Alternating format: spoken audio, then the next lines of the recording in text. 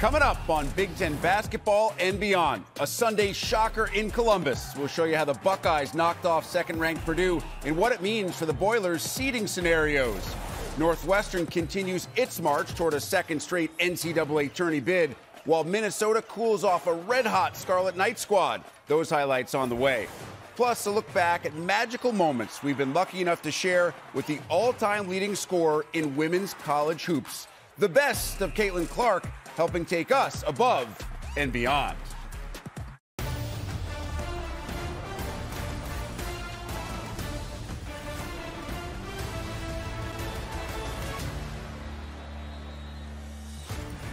Always great to be with you on Big Ten basketball and beyond. Rick Pizzo, joined as usual by Mike DeCourcy and Rapheal Davis. Mike, I believe we said last weekend that the only thing that's a guarantee in the Big Ten in February is to expect the unexpected. We saw that come to pass on Sunday. It doesn't get any more unexpected than a team that just changed coaches, beating the best team in the country, the most accomplished team in the country, certainly, as we saw from the committee's bracket preview on the weekend. We absolutely saw, in this case, a huge upset, and it really changed the entire Big Ten race. Yeah, because now it is a Big Ten race. We were sitting here last week thinking the Big Ten race was going to be Purdue's. Ohio State showed up today. Illinois, that door is open. Going to see what they can do with it. Boilermakers on the road in Columbus. First game as interim head coach for Jake Diebler. Took over after the firing of Chris Holtmann earlier this week. First half, we are tied at 16. Braden Smith finds Zach Edey. He does that quite often. Still, Purdue down by 5 at the half. And in the second half, Rapheal, Jamison Battle came to ball out. Jamison Battle turned into a flamethrower in the second half in this basketball game. He got going from deep, knocking down 3 straight triples, going on a 9-0 run by himself. 19 points in the second half, 6 of 8 from the field. He was big time. Those 3 triples came in a matter of 61 seconds and put the Buckeyes up by a dozen. It's a 9-point game when Zed Key strips Edey. Dale Bonner off to the races. It's a 54-43 lead for the Scarlet and Gray. The Boilers respond. Lance Jones misses. Edey does not. Big fella had 22 and 13. He is Purdue's all-time leading rebounder. Later second half, the lead at 5. Bruce Thornton, foul line jumper, gets the roll. Buckeyes up by 7. And again, it's Thornton. How about challenging Edey and just over the outstretched arm of the Canadian Condor? Ohio State back up a touchdown. Boilers refuse to go away. It's TKR inside. Trey Kaufman-Renn, N1, makes the free throw. 4-point game. Back on the other side. Give Ohio State credit. They would not fade against number 2. It's Bonner again for 3. Purdue down 3. This is Lance Jones capping a 7-0 run to tie it at 65. But on the ensuing possession, they get the ball to J-Mo. So smooth, telling Fletcher Lawyer, you can't guard me. Ohio State up a deuce. 16 and a half seconds to go. And watch this inbounds execution by Ohio State. You get the ball to Jamison Battle. You don't want to foul him. He knocks down free throws with regularity. Eventually, in the hands of your point guard, but 8.5 seconds runs off the clock. Not enough time for Purdue if Ohio State makes its free throws. And Bruce Thornton clearly has ice water in the veins. The first to give OSU the 3-point lead, and there is the dagger. Knocks them both down, 73-69. It is time to storm the court, an emotional moment for outgoing AD Gene Smith and Coach Jake Diebler. What a debut in Scarlet and Gray as Ohio State pulls off the unthinkable. Let me just say something real quick about the guys in our locker room. What a resilient group. We have some great young men in there who came together at a high level these last few days in a way that I don't know that any of us fully anticipated at that level we could get to in a short amount of time, but they deserve so much credit. Jamison Battle was clutch down the stretch. Bruce Thornton hitting free throws. I wish I could say, like, it's just some miraculous coaching at that point, but good players stepped up. I was really impressed with his just mentality, and I felt like he was not going to let us lose. And that's what you want in a point guard. And I think the biggest thing was just the collective mentality of our family out there was we were going to stay aggressive the whole game no matter what. I just told our guys who we got right now. Things happen. College basketball is a business. So we just took every day, one day at a time. 3 days out, we won that day. 2 days out, we won practice another day. We kept doing that. Then leading up to the game, you just see your teammates with the confidence, with the swagger about them, that doesn't matter who we play. We're gonna show how to play Ohio State basketball, and we showed it tonight. You know, give them credit. Like, you know, they played well. They did some really good things. I think the stat that probably jumps out to me is their points off of turnovers. Like, that's the game right there. If we take care of the basketball and those turnovers and we just miss shots, you know, we probably win the game. We fought hard to be in this position. And, you know, when you say you're going to get everybody's best shot, you think that's just kind of like a folk tale, like whatever. But you get everybody's best shot. We didn't play well enough, you know, to get the win. Clearly, they did get Ohio State's best shot. Bruce Thornton was terrific. We saw big shots from guys like Dale Bonner. But at the end of the day, in the second half, you want to have a guy who can knock down shots with regularity, whether it be a three-pointer, something at the free throw line, or just a regular jumper, as we saw Jamison Battle do, and he scored all 19 of his points in the second half. Early this season, we were saying Ohio State had one of the best backcourts, not just in the Big Ten, but in the country, and Jamison Battle was a big part of that. Bruce Thornton got it started. He had 22 points, got people involved, but Jamison Battle took this game over in the second half. He was on fire from deep. He had a stretch where he made 3 triples in a row, and Rick mentioned it, in a total of 61 seconds. When he was open, it was going up, and it was going in. He was 6 of 8 from the field, 19 points, found his way every single down the trip. It was from 3, he was getting in the mid-range, he was getting others involved. In this game, you hear Bruce Thornton talk about it. We are all we got. They were connected in the locker room, players-wise, and they took care of business offensively, 6 turnovers, and then defensively, took Fletcher Loyer out of the game, and then you heard Coach Payton say it. You can't go on the road and turn the ball over 14 times, have someone get 22 points off those turnovers, and expect to win. But why did you turn it over? Because you didn't give your best player any space at all. Zach Edey was double-teamed, triple-teamed, and that became a problem throughout the game because they did not make any jump shots. They were 3 for 9 from 3. They didn't take many jump shots. That was a huge problem. You had Fletcher Loyer only take 1 3. You had Ethan Morton passing up a wide open 3 in a crucial situation. You can't have that. If you're going to play with a big guy like Zach Edey, you've got to give him space. And they didn't endeavor to give him any space. They didn't take the shots that having Zach Edey creates. And when you don't take those shots, it allows Ohio State to play the kind of defense it played in the paint. And we saw Zed Key on several occasions just reach in and slap that ball away. They were not going to let Zach get to the point where he has that short little 5-6 foot hook shot, because that's going in. Zach, I thought Zed Key was terrific today. His defense on the best offensive player, the most singular offensive weapon in college basketball, could not have been better. Quick hands, and standing up strong. That's the hardest part. But keeping those hands alert, anytime Zach brought the ball down toward his waist, it was in danger of being stripped away by Zed. A beautiful slap down on this one creates a fast break.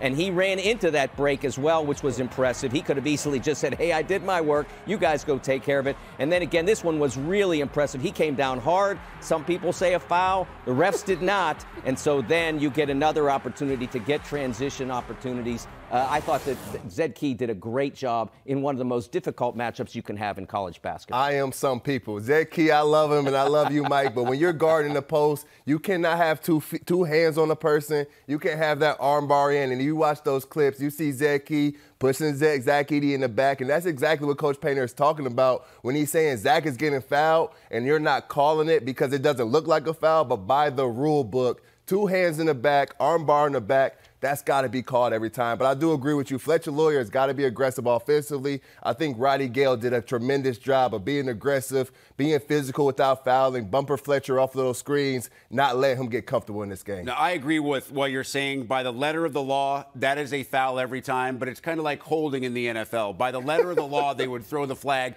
on every single play, and every time that Zach catches the ball down low, they could call a foul. It would make for a very long and very boring basketball game. Of course, Purdue would probably like that result more than they like the result on Sunday. Ohio State 73-69.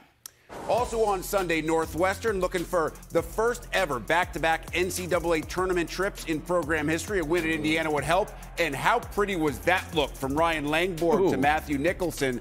Kitty Cats up by 10. Indiana on the other end. It's Trey Galloway here to Khalil Ware there. IU, though, still down by 8. Under a minute to play in the half. You got to love it when Langborg is really aggressive. Brooks Barnhizer didn't have it offensively. Neither did Boo Buie. Langborg picked up the slack. Had 12 in the first half. Cats up by 8.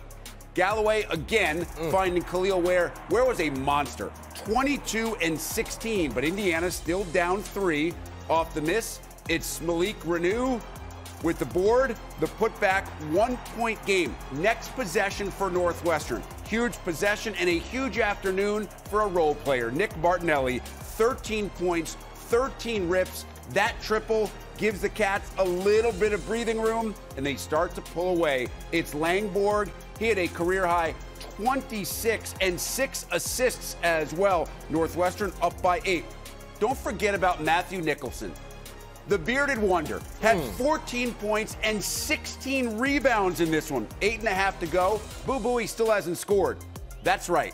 Boo Buie still hadn't scored until that triple. That was his first field goal of the game. Indiana has a late run, but the Cats hold on to win it 76-72. Now 9-6 in the Big Ten. Ron, Boo Buie picks up 2 fouls in the first half. What was your mindset when he went out? Just attack. You know, he's been a great job leading us this whole way. And when he's out, we got to pick up the slack. So we got a lot of guys that we can rely on our bench, and we came through today. We preach defense first. I mean, we're at practice, wherever we are. And for Justin, Blake Smith, these guys to come in who haven't played a lot of minutes and just lock down on defense, they're tremendous, and we couldn't have won without them. You watched the same game I did. You got to make shots. You know, we had some good looks, and we just didn't knock them down. I mean, there's nothing scientific about it. We moved the ball well enough to get open shots. You got to step up and make them. It's that simple. We just got to keep working, man. I mean, it's frustrating because I thought we played well enough once we got back into it, and then the free throws bit us in the butt.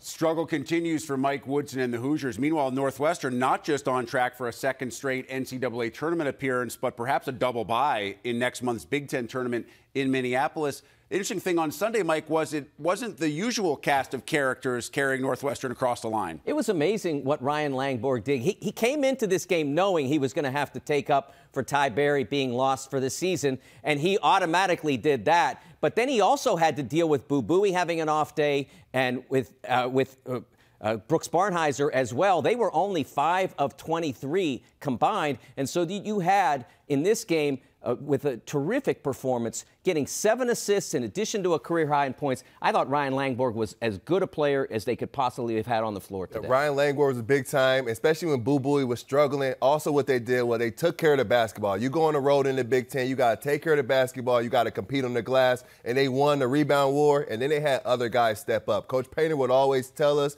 in road wins in the Big Ten, home wins in the Big Ten, different guys will step up and lead you to victories. And in this one, it happened to be Nick Martinelli and Matt Nicholson. They were big time in this game, especially on the glass. You think about their numbers. They combined for 27 points and 29 rebounds, 10 of them offensive.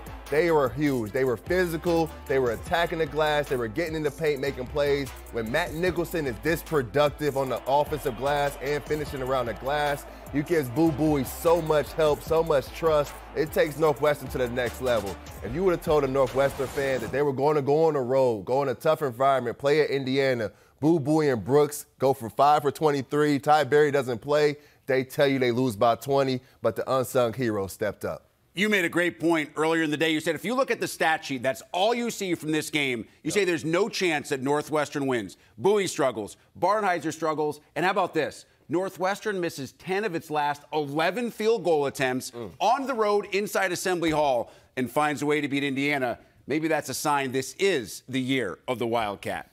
Coming up next here on Beyond, Minnesota at home, cooling off those red-hot Scarlet Knights as Rutgers' 4-game win streak comes to a close. Plus, more on the upset no one saw coming and how Purdue's loss at Ohio State opens up the race for the Big Ten regular season title.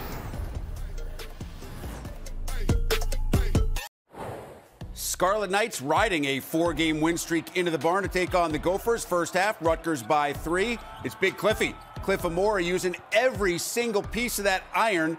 Cliff had 19 and 8, Rutgers up by 5, but he had his equal on the other end. Pharrell Payne throwing down with authority. We are tied at the break, 37 all. Early second half, it's Elijah Hawkins here, Pharrell Payne there. Going up to get it and throw it down, big fella. Payne, a career-high 21 points, adds 11 rebounds. Minnesota up by 8. And then it's Parker Fox in transition with the defense. We're going the other way. Elijah Hawkins, stop. Bang. Pop, knocks down the triple. Minnesota up by a dozen, and they would add to the lead. Hawkins, again, not necessarily a volume three-point shooter, made 3 in this game, and they needed it, was standing at 11-0 run by Rutgers late to win it 81-70. Sean Morris is with some very happy Gophers inside the barn.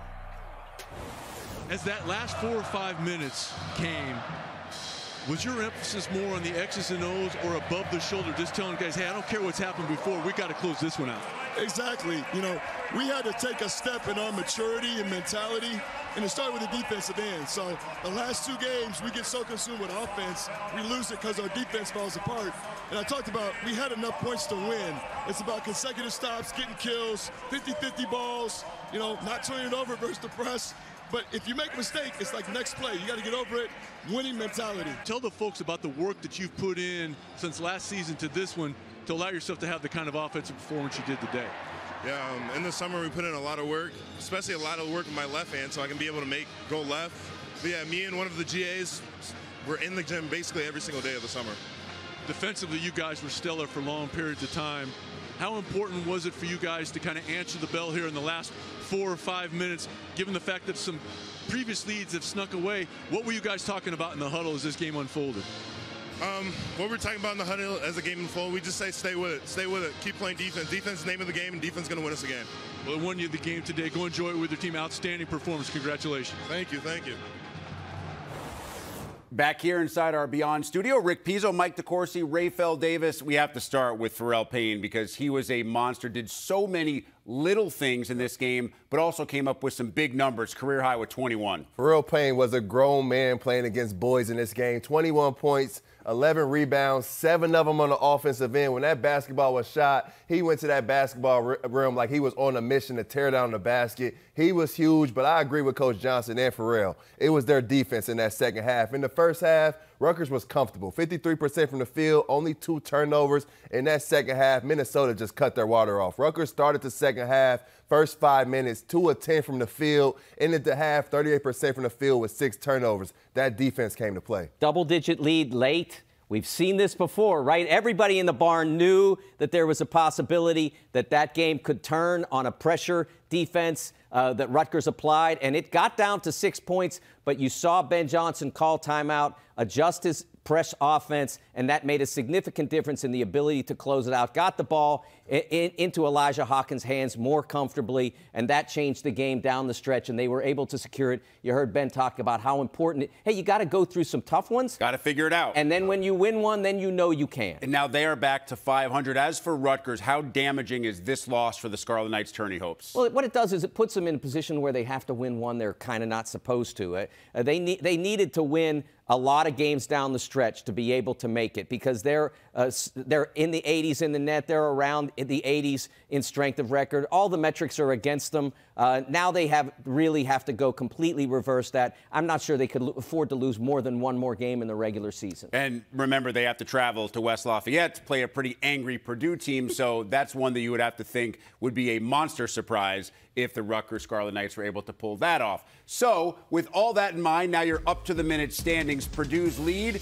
suddenly is gettable. About a week ago, we thought this race was over. It is no longer over. You see, Wisconsin, Northwestern, and Michigan State all 9-6 via the tiebreakers. Wisconsin and Northwestern will get that double bye. Nebraska, the only other team above 500, while Minnesota, Iowa, Rutgers, and Indiana sit above that second red line. That's important because if you're below that red line at the end of the year, it means you have to start your Big Ten tournament in Minneapolis on Wednesday night. Mike, let's start at the top because I think both of us said a week or two ago the race is only for the single and double byes. It's now Purdue's Big Ten to lose. Right. I'm not so sure that's the case anymore. They're still in front, but they still have to play Illinois, their closest pursuer at the end of the year, in Champaign. What's interesting is a couple of weeks ago, we looked at the schedule and we thought, wow, what genius to have Wisconsin and Purdue playing on the final day. They're going to be playing for the Big Ten title. Well, they came close because now it's going to be Purdue against Illinois on the penultimate day of the regular season for the two teams, and it could very well be for the Big Ten championship. Illinois still with significant games left against Minnesota. We've seen that. They have Wisconsin and Purdue. They have to play Iowa a couple of times, and then Purdue has Rutgers, as you mentioned. They still have to play Michigan State, which has been a tough game for them at times over the last couple of years, and then that Illinois game and closing with Wisconsin. So it's not an easy schedule for either side. I think it's a really fascinating race. That's what you want in the league. And I've been around Coach Painter for the last 15 years. And for those that are wondering, that was when I was 15 years old. And it's one thing I know about Coach Painter. He cares about winning the Big Ten championship. Every season, he writes on the wall, win the Big Ten regular season championship, win the Big Ten tournament, go to a Final Four, win a national championship. Those are the steps. You see fans talk about, well, we don't care about winning the Big Ten championship. We care about a Final Four. Well, that's not how Coach Painter thinks. He wants to win this Big Ten championship because when you're at Purdue, you're in Mackey Arena before the game. When they say the Big Ten leader in Big Ten championships, the crowd still erupts. They go crazy for it. This is still a big deal for Purdue. Rapheal, from a player's perspective, how much does it mean to get a double bye, even if you're not the Big Ten champ? If you are 2, 3, or 4, does it make a big difference, or is a player just as happy to start on Thursday as he is on Friday? No, it makes a huge difference. I played on Wednesday, Thursday, and Friday in the Big Ten tournament. When you have those extra days of rest, when you get to shoot free throws, watch film on that Monday, then you start to prepare kind of in that Wednesday. It just gets your body a little bit time to recover, but it also allows you to see what's going on in the Big Ten tournament. It gets you to see what teams have thrown in that they hadn't played in the regular season. That's when teams start to throw in wrinkles, throwing different actions. So you're starting to see that. It helps you get prepared for sure. I've heard coaches say it hurts to have the bye because the other team has momentum. It usually comes from a team that loses in the quarterfinals. Yeah. You never know. We've seen teams, we saw 2017, we've talked about it with Coach Beeline, going not only from a plane crash, but then coming in and having to play 4 in 4 days and winning it. So it can work anyway, as long as you're playing great basketball, believing in each other, playing to win, and not necessarily playing to get buckets. Yeah, history tells you it's really hard to make it happen. And Coach Beeline's, he's not here today to tell us, no, I know how to buck history. I can make it happen. One of the biggest stories, of course, inside the Big Ten this week was the firing of now former Ohio State head man Chris Holtmann. 137-86 overall in Columbus. He was 2 games above 500 in Big Ten play, but the Bucks did struggle mightily over the last 2 seasons. And remember, in the tournament, never made it past the second round, even with his best teams. So Jake Diebler starts off in fine fashion with the upset over Purdue, but not expected to be a serious candidate for that job. Mike, this is a really unique situation because of the incoming teams and because of an outcoming athletic director in Gene Smith and a new AD in Ross Bjork, who doesn't even officially start till the middle of the summer. You know, I've always written and said, and the facts back me up on this, that it's very rare for a program to take a sitting high major coach and bring him into another high major. It happens 16% of the time over the last 7 years, and that number holds from year to year because I did the research 2 years ago when Louisville hired Kenny Payne, 16% over 5 years. I added the last 2 years on, 16% still. So that holds. But the math has changed now because of the separation to an extent of the SEC and Big Ten economically from the other major conferences. So we don't know what the market will be like now. Will coaches that are in those other leagues be more amenable to moving to a program like Ohio State? Obviously, Ohio State has a ton to offer. But even over the last couple of times, they took Butler's coach. Butler was in the Big East. I think Chris was making a third of what he made when he started Ohio State.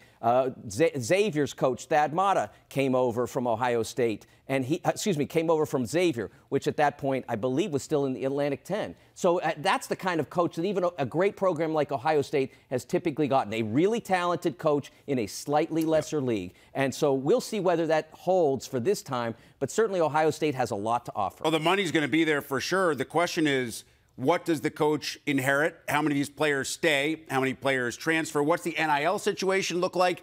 And what is the competition like with the 4 new Big Ten schools? These are all questions that any previous coach at Ohio State has never had to deal with before he took that job. So certainly a big-time decision for Gene Smith and Ross Bjork to make after the firing of Chris Holtmann.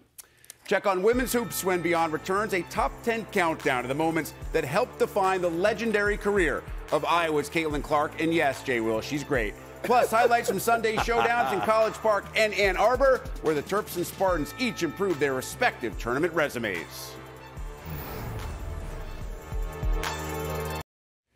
After setting the all-time NCAA women's scoring mark in style with a program record 49 points Thursday, Iowa's Caitlin Clark received plenty of love from coast to coast. He had social media shout-outs from the likes of Billie Jean King, Angel Reese, of course one of her biggest rivals in college basketball, and even Lil Wayne. And this video tribute from some of those lucky enough to be along for the ride. Caitlin Clark, your game has galvanized women's basketball and women's sports across the globe. Hey Caitlin, I just want to congratulate you on becoming the all-time scorer. Keep going, keep pushing. Congratulations on being the all-time scoring record. You seriously never failed to amaze me. Everybody at Iowa is so proud of you. I'm so thankful I got to be your teammate for a good amount of your career. From watching you start your career with nobody in the stands because of COVID, except for a cardboard cutout, to selling out every single arena you go to. If I'm being honest, your accuracy from long range has made a lot of other quarterbacks look pretty bad. Yeah, just letting you know that. Anyways, congratulations again. I can't wait to see what's next. I hope that was as much fun to watch as it was to read, because reliving the best of Caitlin Clark is reliving the best that there is. The Women's Committee put out its top 16 this week. Iowa comes in at number 5, 2 spots behind Ohio State. Indiana also sneaks into the top 16 at number 15. A lot of jockeying still to be done. Of course, the Big Ten women's regular season ends a week before the Big Ten men. A couple of Sunday showdowns. Highlights from College Park. Maryland taking on Penn State. This one all about JBT. Jakia Brown-Turner had herself a day. Maryland up by 6 in the third. To the fourth quarter we go. The lead is extended to 15. It's Brown-Turner again off the steal. Defense turning into offense. Brown-Turner decided to go from inside to outside. Knocks down the 3 behind the arc. Maryland 77-62, a dominant second half, and JBT with a career-high 32 in the win. We knew this was a very important game. You know, we went up there and we didn't like the L. We didn't like the loss that we took there. So this was a very personal game for all of us, and we took that really personal on the defensive end especially. And I think it was personal for you. 32 points, career high, and the most by a Terp all year long. What got into you today? I don't know. You know, my teammates, they were finding me in the right spots, in my spots. You know, my teammates and my coaches have confidence in me, so it just helps me keep it going. This is a team fighting for a spot in the tournament. How do you think that's going to look to the committee? Should you guys be in? Yes, definitely, yes. We want to be in this tournament. We deserve to be in it. We're a great team, and we're proving that every day. Couple other teams hoping to be in the tournament meeting in Ann Arbor. Michigan State. Dee Hageman finding Tori Osmond in the corner for 3. Snaps a tie to give Michigan State the 53-50 lead. Michigan now down 7, under 3 to play. Kyra Evans, layup, no good. Gets her own rebound, converts the and 1. Free throw is good. Wolverines down just 4. Final seconds now, 2-point game. Hageman gets the handoff, finds Moira Joyner for the mid-range. 70-66, first regular season sweep of the Wolverines for the Spartans in 5 years. A Michigan sweep. What does this particular win mean for you as a Spartan? This is awesome. I mean, me and Mo were talking about we haven't swept them since 2019. My freshman year and now my last year as a 6-year senior, so it just means a lot. It means a lot for what's on this jersey, this state. We love our team, we love our program, we love our school, we love our coaches. So yeah, it means a lot. Congratulations. Go celebrate with all of them. Thank you. Go Green. Here are your women's basketball standings. Ohio State holds that 1-game lead over both Iowa and Indiana. Everybody's got 4 conference games left to play, but remember, Ohio State beat Iowa, beat Indiana, so that lead, in reality, really 2 games. Nebraska right now at 9-6 would be the 4th team to receive a double bye in next month's Big Ten tournament, also to be played in Minneapolis. But there are hoops to be played before then. Coming up Tuesday here on Big Ten Network, we bring you a women's doubleheader. Wisconsin travels to the Twin Cities to take on Minnesota, and the aforementioned Huskers at home against Northwestern. That's Big Ten Women's Hoops Tuesday, only on the Big Ten Network and the Fox Sports app. We are feeling the draft. When Beyond returns, Mike and Rapheal pick and choose from the field and explain which teams they have the most confidence in to be part of the 2024 Final Four. The NCAA Men's Selection Committee released its top 16 this weekend. Purdue, the #1 overall seed. I'm guessing that will change after the loss to Ohio State. Wisconsin, Illinois also among the top 16. Both those teams on the 4-seed line, according to the committee.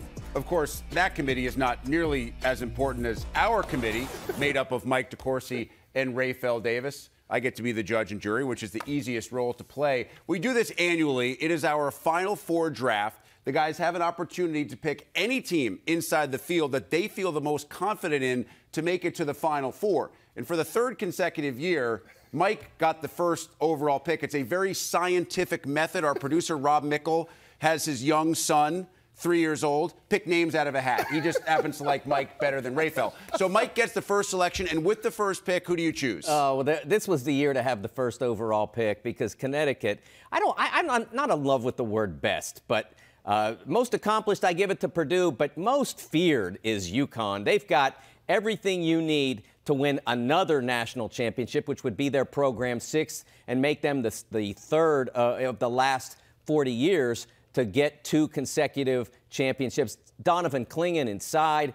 You've got Stephon Castle, an NBA athlete who will be a first-round pick. Both those guys will be. And they have Tristan Newton at point guard. They've got everything you need. I wanted them immediately. And I think Purdue has everything you need this season. You think the best player in the country, Zach Edey, you throw it down to the big fella. He's going to be able to score on anybody in the country. Braden Smith is playing at an all-American level, one of the only players in the country to put up the numbers he's putting up this season. He's at a confident point in the season where he's not afraid to match up against anybody in the country. And then my guy, Lance Jones. Lance Jones adds a dimension to this team that they did not have last season. Struggled against Ohio State, but when Lance Jones is going offensively, along with what he can do defensively, it takes it to the next level.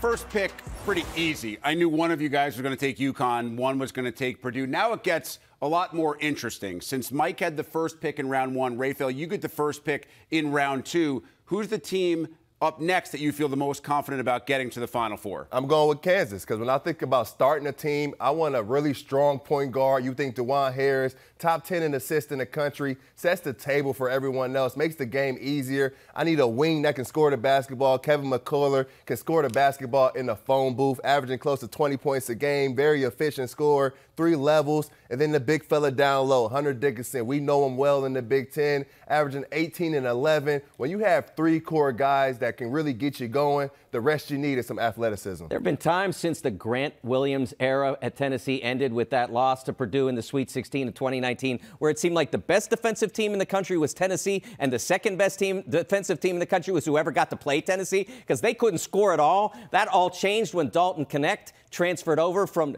Northern Colorado. He was second team All-Big Sky, and he's got a chance at being first team All-American this year. He joins a very veteran team that remains significant defensively, but they are now a top 20 offensive basketball team. They can win it all. All right, we are halfway home. So to update your team so far, Mike, you have UConn as your number 1 pick. You have Tennessee as your number 2 pick. Who is your third selection? My third selection is North Carolina. They've been there before. This group, R.J. Davis and Armando Bacot. R.J. Davis playing like a first-team All-American now. Armando Bacot not playing like quite the same guy he was in the NCAA tournament in 2022, but still dangerous at both ends. And Harrison Ingram, I think that's a guy transferred in from Stanford, a great product of the portal, a terrific three-point shooter, gives them a little bit more space, and an amazing rebounder. And I'm going with Illinois. You think Terrence Shannon, he's getting back to that All-American level of play that he showed early this season. Marcus Domask can score the basketball against anybody. When you have 2 guards that can put the ball in the basket different ways, it really helps you. Coleman Hawkins being a Swiss Army knife, being able to guard the 1 through the 5. And then I look at a guy, Ty Rodgers, one of the best defenders in the country. You put Ty Rodgers on any player on an opposing team, he can take them out of the basketball game. You add that with their length, their size, their athleticism. I like this Illinois team. As long as they take the right shots at the right time, they'll be dangerous. Rodgers, that 6'8", quote-unquote point guard who is not really a point guard, and I'm with you. I've been saying all year long, I think Illinois is the definition of a team that will benefit from getting outside of your league where everybody knows you. Really hard to get ready for a team like that on short rest. So you have Purdue, Kansas, Illinois. You get one more selection. Coach Izzo. I am drinking the Coach Izzo Kool-Aid. I'm looking at Michigan State. They get a low seed. I'm not afraid of anybody they have to face, right? If it's a 2 seed, a 1 seed, I think when Michigan State is going, they can beat anybody in the country, and it may help them when they get a low seed. Tyson Walker can score the basketball from anywhere. Malik Hall, aggressiveness of taking this team to the next level. If there's a guard game in a tournament, I'm taking Michigan State's three-headed monster, A.J. Hoggard, Tyson Walker, Jay Nakins, against anybody in the field. You've seen what they do against Baylor. The downside of having the first pick is having the last pick, because then you could pick anybody in the country. It's too many teams to consider. But I will go with Arizona, the 4th #1 seed on the committee's fake bracket that was presented over the weekend. I think that Arizona has all the components to win it all. They are really good at shooting the basketball. They block shots. They defend really well. I don't trust them a lot, but that's part of the reason why I didn't like having to pick them from all the rest of the teams I could have. I remember we did this. We had this draft before Kentucky went to Auburn and crushed the Tigers. So I was thinking about the Wildcats, and I didn't pull the trigger. So to recap, Mike has UConn, Tennessee, Carolina, and Arizona. Rapheal has Purdue, Kansas, Illinois, Michigan State. Some interesting omissions. Houston, not there, and Marquette. A couple of teams that the committee really liked. Of course, the committee probably liked them a little bit less after what UConn did to them on Saturday afternoon. Coming up next, a Badger legend moves one step closer to a Hall call. We share the latest honor bestowed upon former Wisconsin coach Bo Ryan. And Rapheal offers this week's advanced scout on the 1-2 punch that drives the Illini. Marcus Domask and Terrence Shannon Jr. under the microscope when we come back.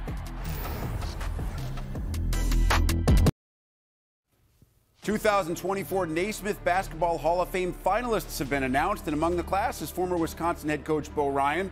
Ryan won 4 Big Ten regular season titles, 3 Big Ten tourney championships, and made 2 Final Fours while in Madison. Also won 4 Division II national titles at Wisconsin-Platteville. Rick Pizzo back with Mike DeCourcy and Rapheal Davis here on Beyond. Mike, I know you covered Bo for a long time. What made him stand out as maybe both a player and both a person and a coach? Well, I really enjoyed working with Bo. He was such an intelligent person to speak with about the game of basketball. Just a terrific coach. You think about it, with Dick Bennett at the beginning and then Bo with his unbelievable run up until 2016 and now Greg Gard, they've redefined Wisconsin basketball from a team that was regularly toward the bottom of the Big Ten to a team that now when they lose, people say, what do you mean Wisconsin lost? He did a tremendous job. And remember, it's not just that.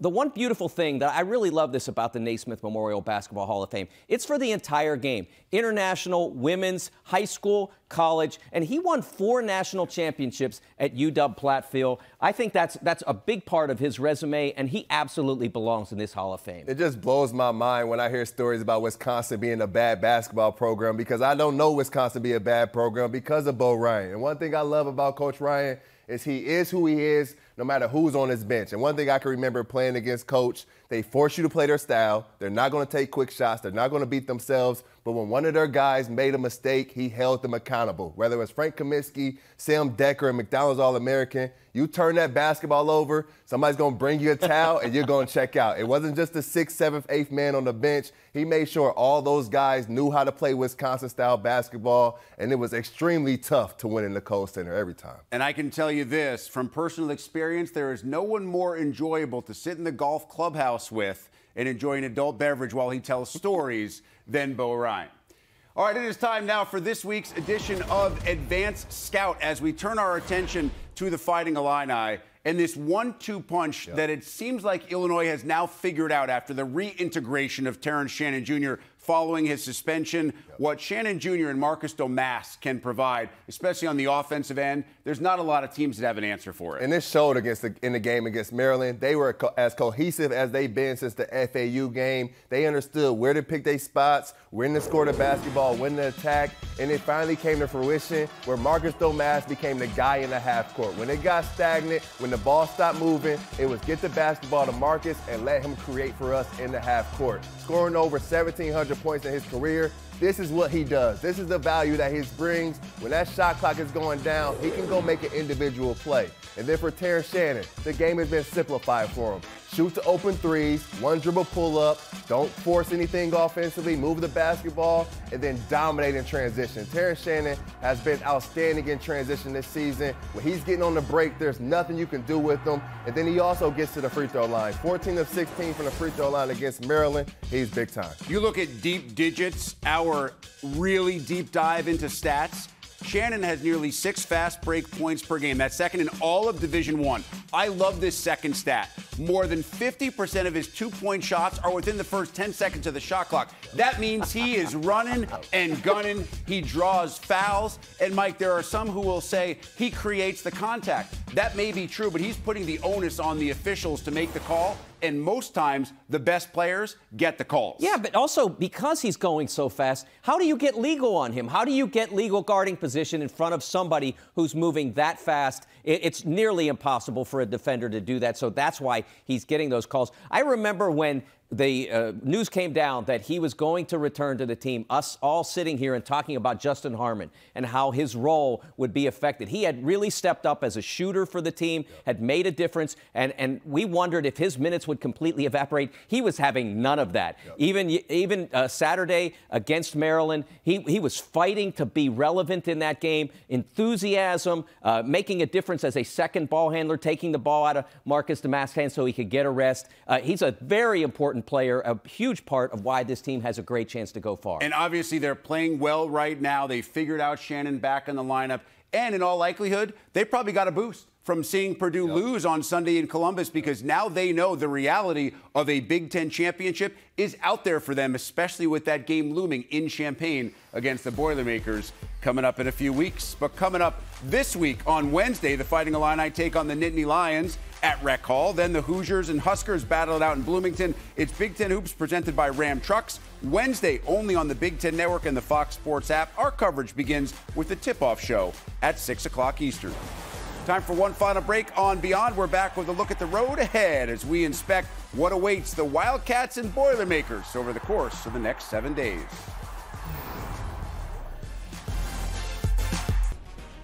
We are back on Beyond with the road ahead as we take a look at the next 7 days. The fellas have picked out a couple of teams that have critical stretches coming up. And, Mike, we start with Nebraska. The slate is on the road in Bloomington and at home against the Gophers, who we saw play really well on Sunday night. The metrics are starting to look very handsome for the Huskers.